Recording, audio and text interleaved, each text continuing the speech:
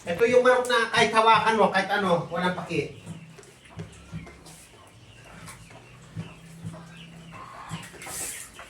Dami, dami.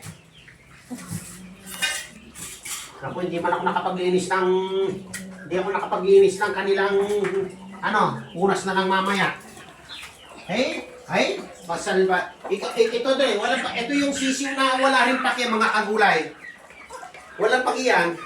At saka yun, kahit hawakan mo, hindi man sila, yung hindi sila iilag. So after dito, mga kagulay, ang gagawin ko ay, kahit punas lang, hindi po ako nakapaglinis, gawa po ng daming ginawa. Tapos halos nandito sila maghapon, ayaw umalis.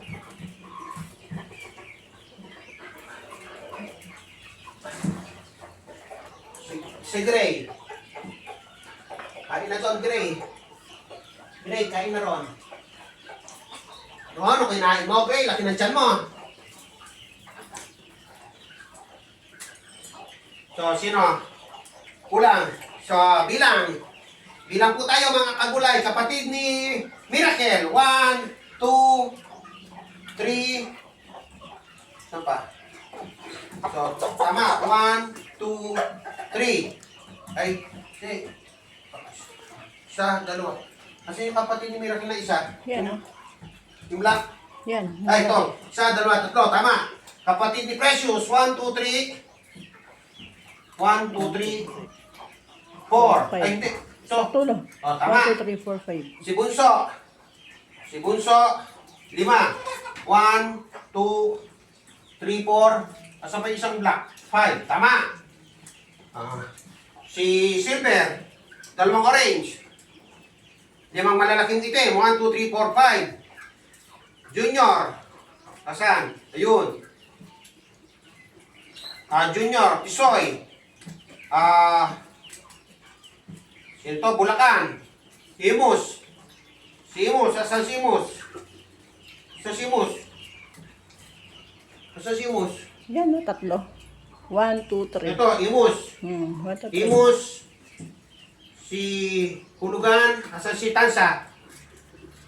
Asan? Ay, Lala ng Bulacan. Buldit, iki ng Bulacan. ayun. Ito, si Hulugan, si Tansa. Ayan, dami kasi. Ayan. Ayan. So, after nito, punas na lang muna, mga kagulay. At talagang napakarami. Mga kagulay, ang kinain po nila ngayon, kalahating kilong atay na makikita po sa post ko sa Facebook account Gulayan sa Parlan. 1 kilong manok na picho na 280 plus 140 equals, na po yun, 420. 1 kilong bigas, almost 500 kada isang kain po nila. Maliban doon, mayroon pang kamote, mayroon pang malunggay na hindi naman binibili yon, at yung kamote at saka kalabasa. So, ganyan po. Kaya, kahit dapuan man niya ng sakit, sa totoo mga kagulay, dinapuan na halos yan ng sakit, pero hindi po nila ininda yung kanilang karamdaman, gawa po ng kompleto gamot, kompleto masarap at masustansyang pagkain. Kaya nagkasakit man yung ating mga alaga, hindi basta-basta nagapi ng hindi po sila nagapi ng sakit o ng karamdaman.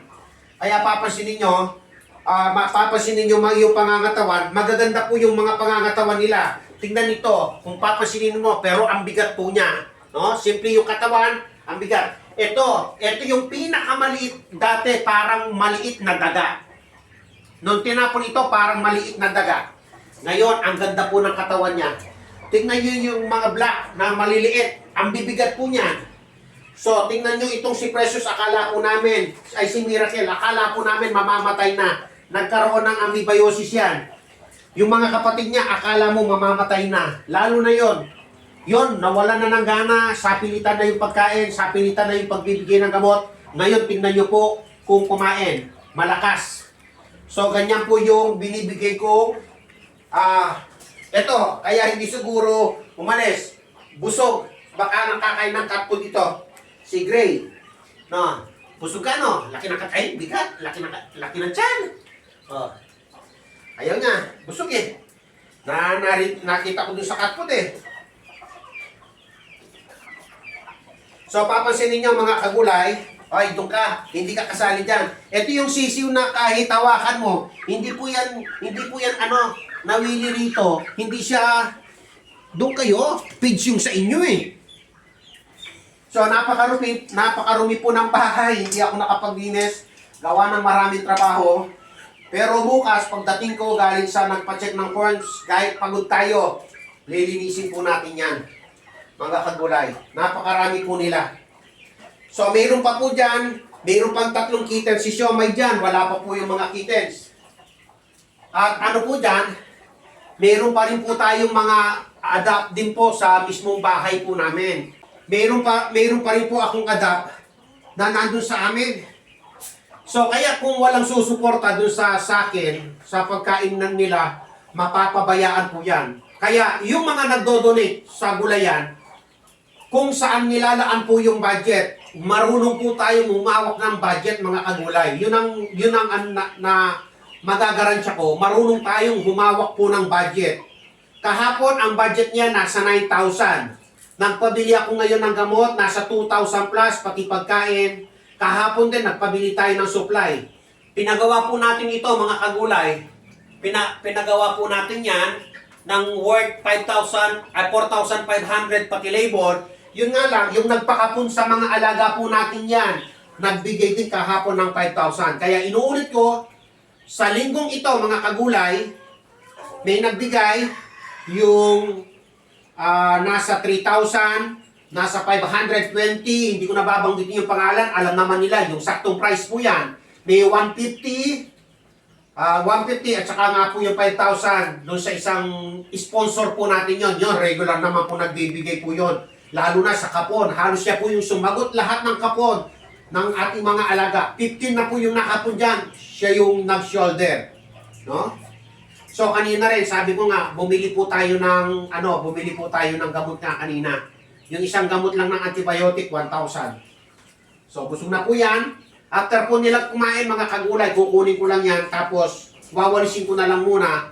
Bukas ko na lang po patutubigan ito. Dahil sa oras na yun po. So sana mga kagulay patuloy na pakisubscribe ang munti po nating Gulayan sa Paaralan YouTube account dahil bago pa lang po. Kailan pa lang po yan. Wala po yata 15 yung mga video na na-upload natin o baka sa 10 pa lang. Wala pa. Ganun pa lang kabago pero sana po pakitangkilik po yung YouTube account po natin mga kagulay.